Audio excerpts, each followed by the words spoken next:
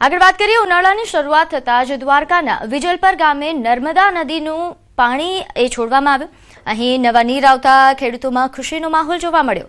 ખાસ કરીને ખંભાળિયા તાલુકાના વિંજલપર તેમજ આસપાસના અનેક ગામોને નર્મદાના પાણીનો ફાયદો થશે।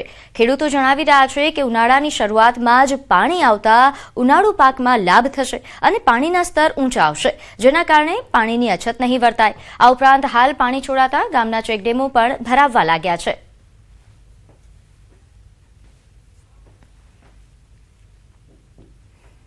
ગત રોજ નર્મદા નદીનું પાણી છોડવામાં આવ્યું એ વિંજલપર પોઈન્ટથી શરૂ થાય છે। તમામ નાના મોટા ચેકડેમો ભરાશે, ખેડૂતોને ફાયદો થશે, એને પાક મળશે। અને દર વર્ષે સરકાર આવી રીતના જે સમય ગાળા એકલ ધારું 20 થી 25 થી પાણી ન છોડે તો કઈ નહીં, પણ જ્યારે પાણીની જરૂર હોય ને ત્યાં સ્ટેપ બાય સ્ટેપ 12 થી 15 દિનના ગાળે જ્યારે પાણી છોડે ને તો ખેડૂતને જે સિંચાઈ કરવાની હોય પાકમાં એ સમય છે ને પાણી મળી શકે।